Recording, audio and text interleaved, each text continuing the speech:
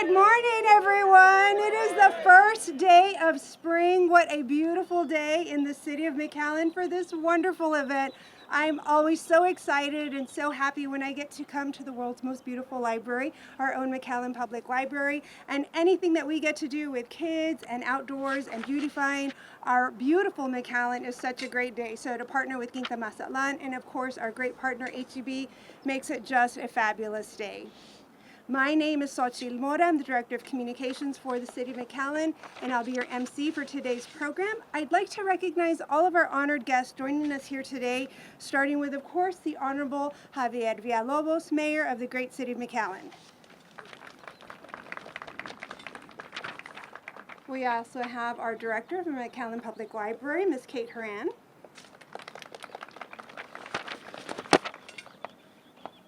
Our Executive Director of Quinta Mazatlán, Ms. Colleen Hook. Our President of the Friends of the Library, Dr. Joseph Ryan. And from the Friends of Quinta Mazatlán, we have Amanda Hinojosa,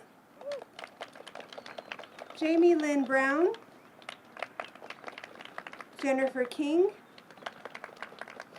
and Sally Frausto Guerra.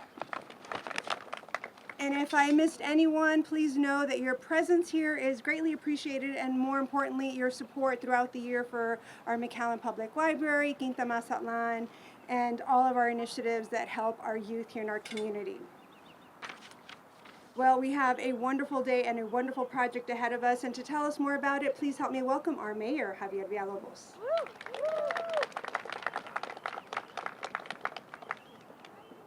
Thank you, Sochi. And good morning, everybody. You know, what a beautiful day. Actually, I love to see adults, but when I see kids, that just makes my day. So thank you, kids. They will be participating, correct? Excellent. You know, and look at how beautiful and what nature does. I got here, and I started talking to everybody, and then I saw a little kid walking the stumps. And guess what I had to do? You have to, and that's what nature does.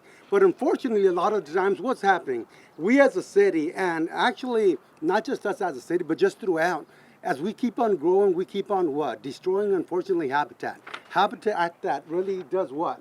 A lot of times, you know, it cleans our air.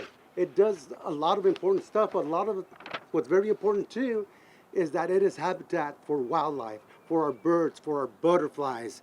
And unfortunately, we don't do enough of this, but today we are. So HEB, Friends of Quinta Mazatlán, Public Library, thank you so much. And when you see these little plants, you think how little they are. And I used to think, why don't we just put big plants? And then I realized, you know, when you put them when they're small, they grow quick. When they're a little bigger, they don't do as well. My perfect example is this. 20 years ago, when I built my house, I put 5 oak trees. They were probably about 7 feet high. You should see them now. Beautiful. They're just beautiful. So little kids over there, are y'all going to be helping out? I want y'all to plant these plants. And every now and then when you pass here, I want you to say, I did it. I helped the city of McAllen. I planted this tiny forest. Always remember, thank you all so much. Thank you, Mayor. Thank you, Mayor, for those words and, of course, the encouragement of our kids. And I think we're going to have to see you jump on those stumps later, Mayor. As I mentioned, we're here at our McAllen Public Library, and there's no better place to bridge the wonderful places that books can take you with our environment. And to tell us about why this park is so important to our community and this tiny forest, please help me welcome the Director of our McAllen Public Library, Ms. Kate Horan. Joining her is Dr. Joseph Ryan, Friends of the Library Advisory Board as well. Thank you, Xochitl. Welcome, everyone. Thank you so much for coming out this morning on this kind of chilly morning. My name is Kate Horan. I'm the Library Director here at McAllen Public Library. And here today is Library Advisory Board President Dr. Joseph Ryan. I think we also have another board member in the audience, so I'd like to acknowledge her for being here. Good morning. I'm so excited about the launch of the MPL Tiny Forest. It will provide habitat for local wildlife like birds, squirrels, and rabbits, and support pollinators like bees. The library has lots of books for all ages about trees and local wildlife. That's right, Dr. Ryan. And every one of you on your agenda this morning has a QR code. If you click on that, you'll see books for children, teens, and adults. Beyond its environmental impact, our tiny forest will also provide social and mental health benefits. Whoops, windy. As it grows, it will create a peaceful retreat, offering visitors a space for relaxation and reflection. Thank you, Kate. And studies have shown that access to nature, even in small doses, can reduce stress, enhance cognitive function, and improve overall well-being. Children and adults can learn about sustainability, conservation, and local ecology. And finally, our MPL Tiny Forest will foster a deeper connection between people and the environment. And we hope that you'll bring your family out to enjoy this newest addition to the Orchid Park frequently. Thank you so much. Thank you, Kate. Thank you, Dr. Ryan. Yes, there are many great books here at the McAllen Public Library. So scan that QR code to get those books about the environment and how you can continue to help with this tiny forest and other environmental issues here in our community in McAllen. Well, the keeper of the great environment here in McAllen is our Executive Director of Quinta Mazatlán, Ms. Colleen Hook, and she's going to tell us all about this tiny forest here at the McAllen Public Library. Thank you. Good morning. This is such a great story on how the city of McAllen continues to invest in trees to cool and beautify our home. This space in particular has gone through a major transformation. It was a deserted big box store with this vast parking lot, and City of McAllen leadership turned it into a beautiful McAllen Public Library with islands of trees. And thanks to HEB, today we are adding a tiny forest to the McAllen Public Library. So people ask us, how do you even start designing a forest in a city? What is the recipe? Well, fortunately, this vision was already developed by a Japanese botanist. Does anybody know what a botanist is? Yes? A botanist is somebody who studies plants and grows plants. And his name was Akira Miyawaki. Can y'all say that? Akira Miyawaki, a name to remember. He used to travel long distances in Japan just to be able to walk in a forest because it made him happy. Since he was a botanist, he was allowed to collect seeds in these sacred historic forests.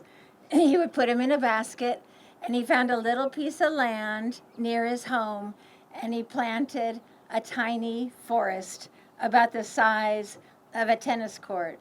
Do you think he planted more than one forest? Yes. How many forests do you think he planted, crowd? A lot. He planted over 1,300 forests. Now, Akira Miyawaki passed at the age of 93, still planting tiny forests. But his legacy is over 40 million trees and growing. And thanks to HEB and the McAllen Public Library, we are adding 1,000 plants to Akira Miyawaki's legacy. We are so honored today to have the Public Affairs Coordinator for the HEB border region with us today. They have an amazing initiative called Trees for Texas. And this project, this tiny forest, addresses all of their goals for HEB's Trees for Texas. So please help me welcome Jeanette Gamboa. Thank you. Thank you, Colleen, and good morning. We are honored to partner with Quinta Mazatlán to plant a tiny forest at the McAllen Public Library.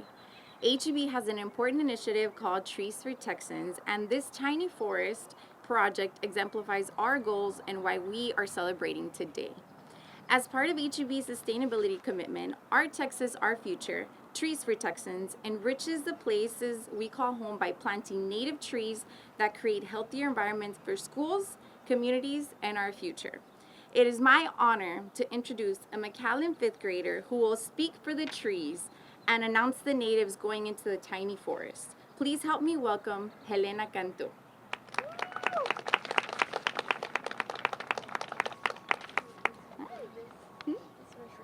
It's okay. Just read it off slowly. This is the story of McAllen Public Library, growing a tiny forest today for the children of tomorrow. We already love our tiny forest and wanted you to get to know the names of some of the different plant species that make up our tiny forest. Since the plants don't have a voice, as far as we know, we will speak for the trees so you too can learn their names and why they are important. Number 1, Berlandier's Fiddlewood. I'm a fast-growing shrub and thorn-free. I bloom and berry all year, inviting butterflies and green jays and other songbirds to my branches. Number 2, Blackbrush Acacia. In Mexico, they call me Chaparro Negro, as my leaves are dark green. I am a native to the valley as I love the sun and don't require much water. Number 3, Brazil. I am thorny in order to protect my delicious blackberries that ripen in the summer for the wildlife. People also love to make jellies from my berries. Number 4, Brujita. Some say I am the very best butterfly plant. My light blue flowers make the perfect landing spot for pollinators of all shapes and sizes. Number 5, Grajeno. If you want to feed the birds and mammals, I'm your spiny friend. My fruit is tiny, the size of a pea, but oh, I'm so delicious. Number 6, Guajillo. I have delicate and fern-like leaves and love the South Texas brushlands. My flowers look like white cotton balls as my honey is so sweet. Number 7, Honey Mesquite.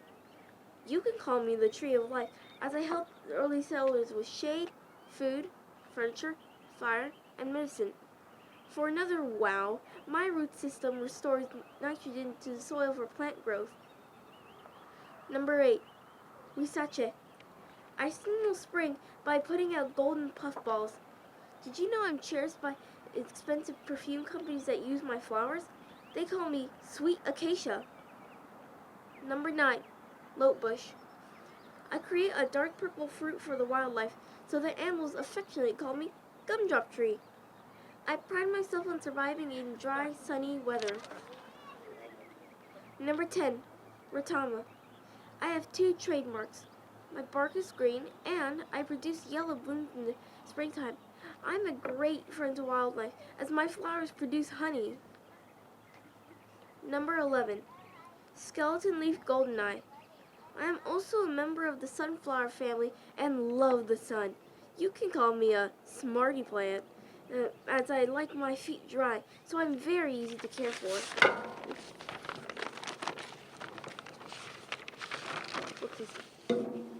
Number 12, Spring Mist Flower. Did I hear someone else say they were the very best butterfly plant?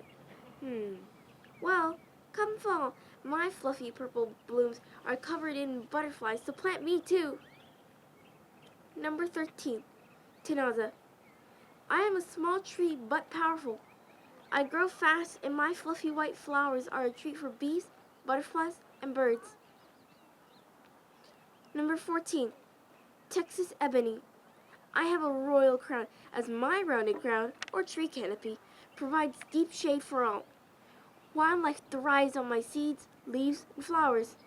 I'm a must-have for your tiny forest. Number 15, Turk's Cap. Some people say I'm their favorite native plant. I'm easy to grow, and my red flowers are loved by hummingbirds, soon to be flying around in your tiny forest. Number 16, Vasis Adelia. My branches have a wand-like appearance, so I can make magic happen. I attract rare butterflies like the beautiful Mexican blue-winged butterfly. Number 17, white brush. You're lucky to have me and will want more of me. One of my best traits is that I smell vanilla when in bloom, to attract insects. Number 18, wild olive. And to end the show, I present to you my big white showy flowers grown on my tree. Some say my fallen flowers look like valley snow on the ground. South Texas is my home, so thank you for planting me and all my friends in your tiny forest. As we take root underground, you will begin to see the tiny forest canopy grow above ground. We hope to provide you beauty, peace, and enjoyment outdoors. Thank you for planting us, your tiny forest.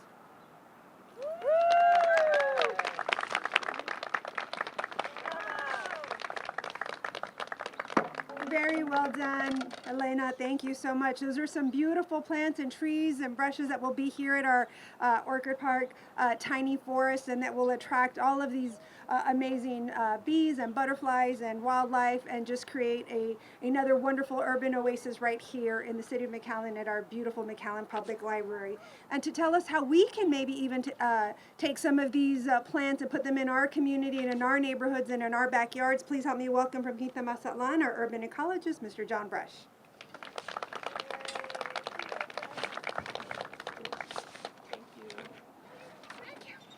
Howdy folks, well thank y'all for being here this morning.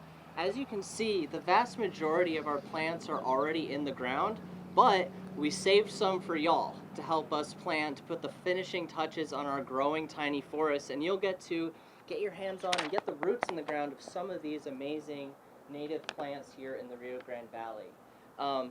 Before we do, I just want to say that there's an opportunity to add native plants to your spaces, whether they're large or small, and contribute to water conservation, grow habitat for wildlife, and continue to make our cities green and beautiful and livable in the Rio Grande Valley. We have kind of 3 general areas where y'all can go ahead and do some planting with us. We've got some over on the east side there, we've got some right behind me over here, and then we've got another section down on that end. The holes are pre-dug, so all you have to do is pick a plant and get it out of the pot and put it in the ground, and we'll have staff there available to show you. So thank you again for coming out this morning and helping us plant our tiny forests. Thank you, John, and thank you to everyone who is making this tiny forest possible. Thank you for being here this morning. Let's get to planting. We want to thank HEB so much for their continued support of the city of McAllen, but especially for this beautiful tiny forest that we'll be planting today. Thank you, kids, for being here this early morning. It's going to be fun, and we'll see you at the next tiny forest planting that we'll have real soon. Have a great day.